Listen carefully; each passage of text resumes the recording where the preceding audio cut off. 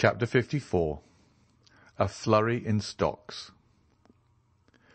Some days after this meeting, Albert de Morcerf visited the Count of Monte Cristo at his house in the Champs-Élysées, which had already assumed that palace-like appearance which the Count's princely fortune enabled him to give even to his most temporary residences. He came to renew the thanks of Madame Danglars, which had been already conveyed to the Count through the medium of a letter signed Baron Danglars, née Hermine de Servieux. Albert was accompanied by Lucien Debray, who, joining in his friend's conversation, added some passing compliments, the source of which the Count's talent for finesse easily enabled him to guess. He was convinced that Lucien's visit was due to a double feeling of curiosity, the larger half of which sentiment emanated from the Rue de la Chaussée-d'Antin. In short, Madame Danglars, not being able personally to examine in detail the domestic economy and household arrangements of a man who gave away horses worth 30,000 francs, and who went to the opera with a Greek slave wearing diamonds to the amount of 1,000,000 of money, had deputed these eyes by which she was accustomed to see, to give her a faithful account of the mode of life of this incomprehensible person.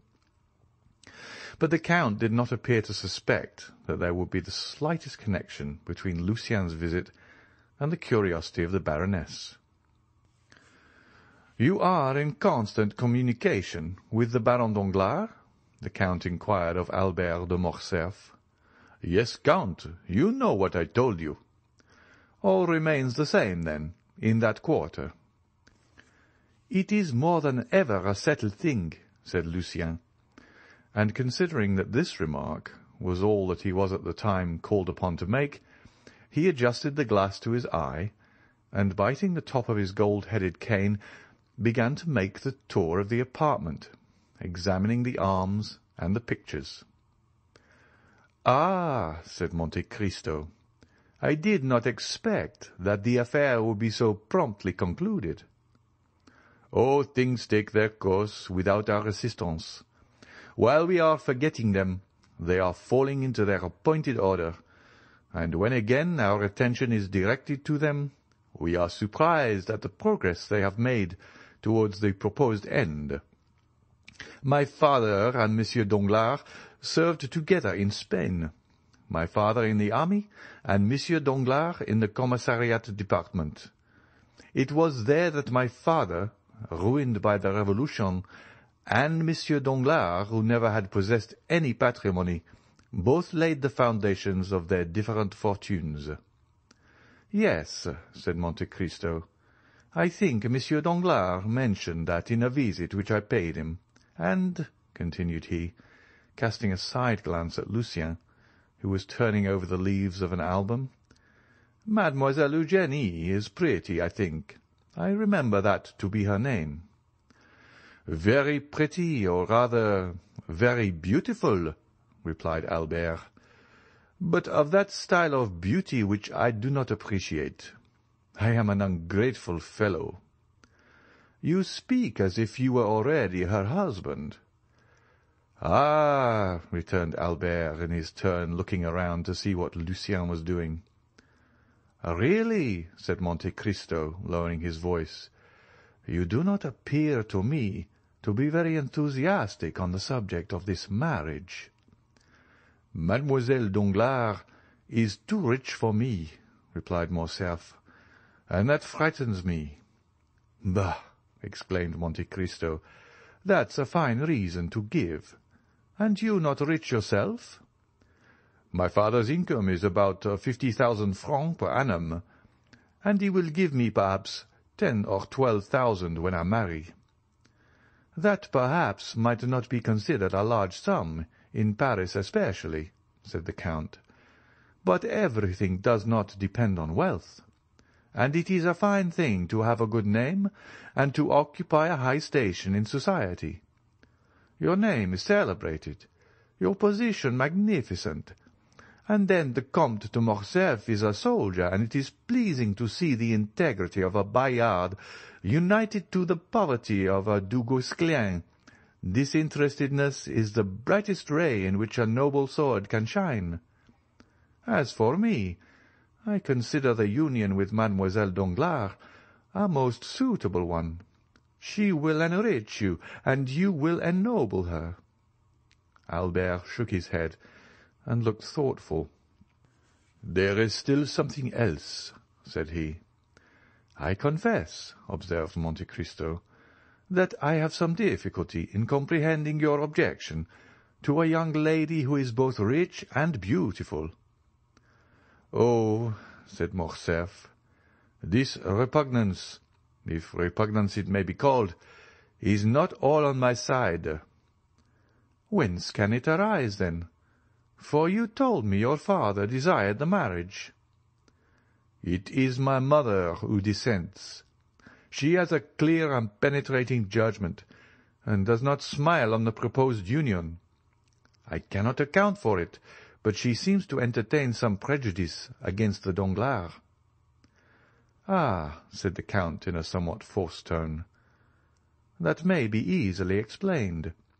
The Comtesse de Morcerf, who is aristocracy and refinement itself, does not relish the idea of being allied by your marriage with one of ignoble birth. That is natural enough." "I do not know if that is her reason," said Albert. "But one thing I do know, that if this marriage be consummated, it will render her quite miserable. There was to have been a meeting 6 weeks ago in order to talk over and settle the affair, but I had such a sudden attack of indisposition." "Real?" interrupted the Count, smiling. "Oh, real enough, from anxiety, doubtless. At any rate, they postponed the matter for 2 months. There is no hurry, you know. I am not yet 21, and Eugénie is only 17. But the 2 months expire next week. It must be done. My dear Count, you cannot imagine how my mind is harassed. How happy you are in being exempt from all this." "Well, and why should you not be free too? What prevents you from being so?" "Oh, it will be too great a disappointment to my father if I do not marry Mademoiselle Danglars." "Marry her, then," said the Count, with a significant shrug of the shoulders. "Yes," replied Morcerf, "but that will plunge my mother into positive grief." "Then do not marry her," said the Count. "Well, I shall see. I will try and think over what is the best thing to be done. You will give me your advice, will you not? And if possible extricate me from my unpleasant position. I think, rather than give pain to my dear mother, I would run the risk of offending the Count." Monte Cristo turned away. He seemed moved by this last remark. "Ah," said he to Debray, who had thrown himself into an easy chair at the farthest extremity of the salon, and who held a pencil in his right hand and an account-book in his left. "What are you doing there? Are you making a sketch after Poussin?" "Oh, no," was the tranquil response. "I am too fond of art to attempt anything of that sort. I am doing a little sum in arithmetic." "In arithmetic?" "Yes, I am calculating. By the way, Morcerf, that indirectly concerns you. I am calculating what the house of Danglars must have gained by the last rise in Haiti bonds. From 206 they have risen to 409 in 3 days, and the prudent banker had purchased at 206. Therefore, he must have made 300,000 livres. "That is not his biggest scoop," said Morcerf. "Did he not make 1 million in Spaniards this last year?" "My dear fellow," said Lucien, "here is the Count of Monte Cristo, who will say to you, as the Italians do, 'Denaro e santità, metà della metà.' Money and sanctity, each in a moiety. When they tell me such things, I only shrug my shoulders and say nothing. "But you were speaking of Haitians," said Monte Cristo. "Ah, Haitians. That is quite another thing. Haitians are the Écarts of French stock jobbing. We may like bouillotte, delight in whist, be enraptured with Boston, and yet grow tired of them all. But we always come back to Écarts. It is not only a game, it is our hors d'oeuvre. Monsieur Danglars sold yesterday at 4:05, and pockets 300,000 francs.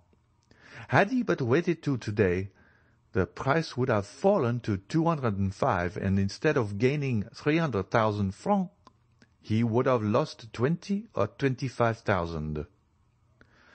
"And what has caused the sudden fall from 409 to 206? asked Monte Cristo. "I am profoundly ignorant of all these stock-jobbing intrigues." "Because," said Albert, laughing, "one piece of news follows another, and there is often great dissimilarity between them." "Ah," said the Count, "I see that Monsieur Danglars is accustomed to play at gaining or losing 300,000 francs in a day. He must be enormously rich." "It is not he who plays," exclaimed Lucien. "It is Madame Danglars. She is indeed daring." "But you who are a reasonable being, Lucien, and who knows how little dependence is to be placed on the news, since you are at the fountain-head, surely you ought to prevent it," said Morcerf with a smile. "How can I, if her husband fails in controlling her?" asked Lucien. "You know the character of the Baroness. No one has any influence with her, and she does precisely what she pleases." "Ah, if I were in your place," said Albert. "Well?" "I would reform her. It would be rendering a service to her future son-in-law." "How would you set about it?" "Ah, that would be easy enough. I would give her a lesson." "A lesson?" "Yes. Your position as secretary to the minister renders your authority great on the subject of political news. You never open your mouth, but the stockbrokers immediately stenograph your words. Cause her to lose 100,000 francs, and that would teach her prudence." "I do not understand," stammered Lucien. "It is very clear, notwithstanding," replied the young man with an artlessness wholly free from affectation. "Tell her some fine morning an unheard-of piece of intelligence, some telegraphic despatch of which you alone are in possession. For instance, that Henri IV was seen yesterday at Gabriel's. That would boom the market. She will buy heavily, and she will certainly lose when Beauchamp announces the following day in his Gazette the report circulated by some usually well-informed persons that the king was seen yesterday at Gabriel's house is totally without foundation.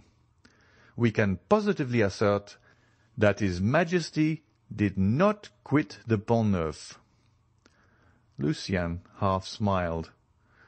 Monte Cristo, although apparently indifferent, had not lost one word of this conversation, and his penetrating eye had even read a hidden secret in the embarrassed manner of the secretary. This embarrassment had completely escaped Albert, but it caused Lucien to shorten his visit. He was evidently ill at ease. The Count, in taking leave of him, said something in a low voice, to which he answered, "Willingly, Count. I accept." The Count returned to young Morcerf. "Do you not think, on reflection," said he to him, "that you have done wrong in thus speaking of your mother-in-law in the presence of Monsieur Debray?" "My dear Count," said Morcerf, "I beg of you not to apply that title so prematurely." "Now, speaking without any exaggeration, is your mother really so very much averse to this marriage?" "So much so that the Baroness very rarely comes to the house, and my mother has not, I think, visited Madame Danglars twice in her whole life." "Then," said the Count, "I am emboldened to speak openly to you. Monsieur Danglars is my banker. Monsieur de Villefort has overwhelmed me with politeness in return for a service which a casual piece of good fortune enabled me to render him. I predict from all this an avalanche of dinners and routs. Now, in order not to presume on this, and also to be beforehand with them, I have, if agreeable to you, thought of inviting Monsieur and Madame Danglars and Monsieur and Madame de Villefort to my country house at Auteuil. If I were to invite you and the Count and Countess of Morcerf to this dinner, I should give it the appearance of being a matrimonial meeting, or at least Madame de Morcerf would look upon the affair in that light, especially if Baron Danglars did me the honour to bring his daughter. In that case, your mother would hold me in aversion, and I do not at all wish that. On the contrary, I desire to stand high in her esteem." "Indeed, Count," said Morcerf, "I thank you sincerely for having used so much candour towards me, and I gratefully accept the exclusion which you propose. You say you desire my mother's good opinion. I assure you it is already yours to a very unusual extent." "Do you think so?" said Monte Cristo with interest. "Oh, I am sure of it. We talked of you an hour after you left us the other day. But to return to what we were saying, if my mother could know of this attention on your part, and I will venture to tell her, I am sure that she will be most grateful to you. It is true that my father will be equally angry." The Count laughed. "Well," said he to Morcerf, "but I think your father will not be the only angry one. Monsieur and Madame Danglars will think me a very ill-mannered person. They know that I am intimate with you, that you are, in fact, one of the oldest of my Parisian acquaintances, and they will not find you at my house. They will certainly ask me why I did not invite you. Be sure to provide yourself with some previous engagement which shall have a semblance of probability, and communicate the fact to me by a line in writing. You know that with bankers nothing but a written document will be valid." "I will do better than that," said Albert. "My mother is wishing to go to the seaside. What day is fixed for your dinner?" "Saturday." "This is Tuesday. Well, tomorrow evening we leave, and the day after we shall be at Tréport. Really, Count, you have a delightful way of setting people at their ease." "Indeed, you give me more credit than I deserve. I only wish to do what will be agreeable to you. That is all." "When shall we send your invitations?" "This very day." "Well, I will immediately call on Monsieur Danglars, and tell him that my mother and myself must leave Paris tomorrow. I have not seen you, consequently I know nothing of your dinner." "How foolish you are! Have you forgotten that Monsieur Debray has just been at my house?" "Ah, true." "Fix it this way. I have seen you and invited you without any ceremony, when you instantly answer that it would be impossible for you to accept, as you were going to Tréport." "Well, then, that is settled. But you will come and call on my mother before tomorrow?" "Before tomorrow? That will be a difficult matter to arrange. Besides, I shall just be in the way of all the preparations for departure." "Well, you can do better. You were only a charming man before, but if you accede to my proposal, you will be adorable." What must I do to attain such sublimity? You are today as free as air. Come and dine with me. We shall be a small party, only yourself, my mother, and I. You have scarcely seen my mother. You shall have an opportunity of observing her more closely. She is a remarkable woman, and I only regret that there does not exist another like her, about 20 years younger. In that case, I assure you, there would very soon be a Countess and Viscountess of Morcerf. As to my father, you will not see him. He is officially engaged, and dines with the chief referendary. We will talk over our travels, and you, who have seen the whole world, will relate your adventures. You should tell us the history of the beautiful Greek who was with you the other night at the opera, and whom you call your slave, and yet treat like a princess. We will talk Italian and Spanish. Come, accept my invitation, and my mother will thank you." "A thousand thanks," said the Count. "Your invitation is most gracious, and I regret exceedingly that it is not in my power to accept it. I am not so much at liberty as you suppose. On the contrary, I have a most important engagement." "Take care. You were teaching me just now how in case of an invitation to dinner one might creditably make an excuse. I require the proof of a pre-engagement. I am not a banker like Monsieur Danglars, but I am quite as incredulous as he is." "I am going to give you a proof," replied the Count, and he rang the bell. "Huh," said Morcerf. "This is the second time you have refused to dine with my mother. It is evident that you wish to avoid her." Monte Cristo started. "Oh, you do not mean that," said he. "Besides, here comes the confirmation of my assertion." Baptistin entered, and remaining standing at the door. "I had no previous knowledge of your visit, had I?" "Indeed. You are such an extraordinary person that I would not answer for it." "At all events, I could not guess that you would invite me to dinner." "Probably not." "Well, listen, Baptistin. What did I tell you this morning when I called you into my laboratory?" "To close the door against visitors as soon as the clock struck 5, replied the valet. "What then?" "Ah, my dear Count," said Albert. "No, no, I wish to do away with that mysterious reputation that you have given me, my dear Viscount. It is tiresome to be always acting Manfred. I wish my life to be free and open.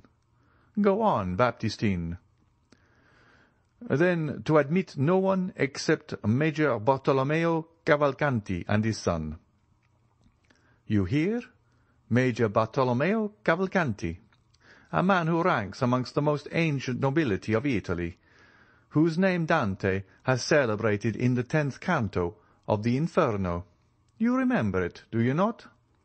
Then there is his son, Andrea, a charming young man about your own age, Viscount, bearing the same title as yourself, and who is making his entry into the Parisian world, aided by his father's millions. The Major will bring his son with him this evening, the Contino, as we say in Italy.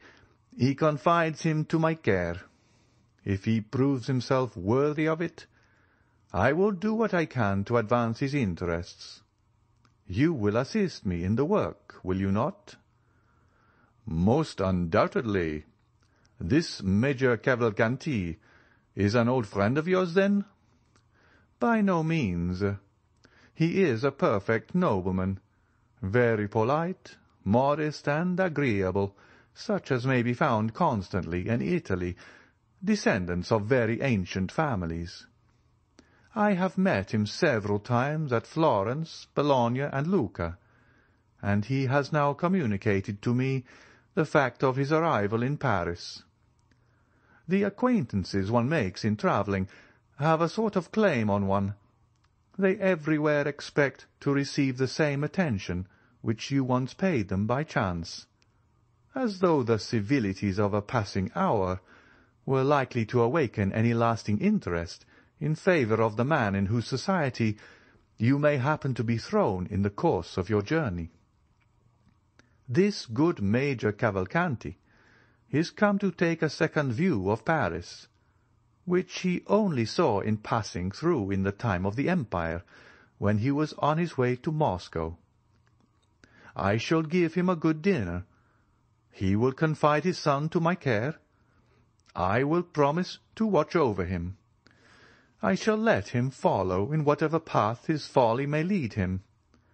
And then I shall have done my part." "Certainly, I see you are a model mentor," said Albert. "Good-bye. We shall return on Sunday, by the way. I have received news of France." "Have you? Is he still amusing himself in Italy?" "I believe so. However, he regrets your absence extremely. He says you were the son of Rome, and that without you all appears dark and cloudy. I do not know if he does not even go so far as to say that it rains." "His opinion of me is altered for the better, then?" "No, he still persists in looking upon you as the most incomprehensible and mysterious of beings." "He is a charming young man," said Monte Cristo, "and I felt a lively interest in him the very first evening of my introduction, when I met him in the search of a supper, and prevailed upon him to accept a portion of mine. He is, I think, the son of General d'Épinay." "He is." "The same who was so shamefully assassinated in 1815. "By the Bonapartists." "Yes, really, I like him extremely. Is there not also a matrimonial engagement contemplated for him?" "Yes, he is to marry Mademoiselle de Villefort." "Indeed." "And you know I am to marry Mademoiselle Danglars," said Albert, laughing. "You smile." "Yes." "Why do you do so?" "I smile because there appears to me about as much inclination for the consummation of the engagement in question as there is for my own. But really, my dear Count, we are talking as much of women as they do of us. It is unpardonable." Albert rose. "Are you going?" "Really, that is a good idea. 2 hours have I been boring you to death with my company, and then you, with the greatest politeness, ask me if I am going. Indeed, Count, you are the most polished man in the world. And your servants, too. How very well behaved they are! There is quite a style about them. Monsieur Baptistin, especially. I could never get such a man as that. My servants seem to imitate those you sometimes see in a play, who, because they have only a word or two to say, acquit themselves in the most awkward manner possible. Therefore, if you part with Monsieur Baptistin, give me the refusal of him." "By all means." "That is not all. Give my compliments to your illustrious Lucanese, Cavalcante of the Cavalcanti, and if by any chance you should be wishing to establish his son, find him a wife very rich, very noble on her mother's side at least, and a baroness in right of her father. I will help you in the search." "Ah, you will do as much as that, will you?" "Yes. Well, really nothing is certain in this world. Oh, Count, what a service you might render me! I should like you 100 times better if by intervention I could manage to remain a bachelor, even were it only for 10 years. "Nothing is impossible," gravely replied Monte Cristo, and taking leave of Albert, he returned into the house, and struck the gong 3 times. Bertuccio appeared. "Monsieur Bertuccio, you understand that I intend entertaining company on Saturday at Auteuil." Bertuccio slightly started. "I shall require your services to see that all be properly arranged. It is a beautiful house, or, at all events, may be made so. There must be a good deal done before it can deserve that title, your Excellency, for the tapestried hangings are very old. Let them all be taken away and changed.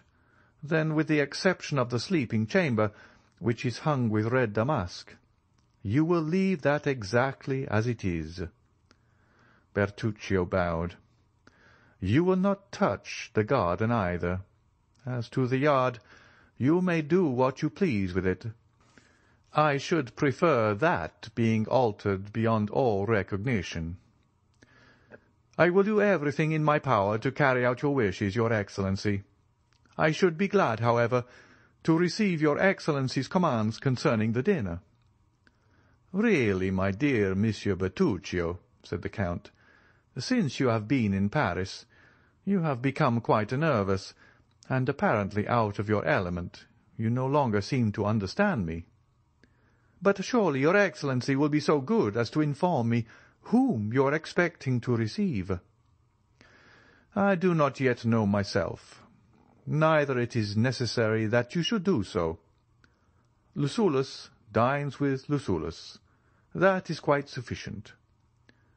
Bertuccio bowed and left the room. End of chapter 54.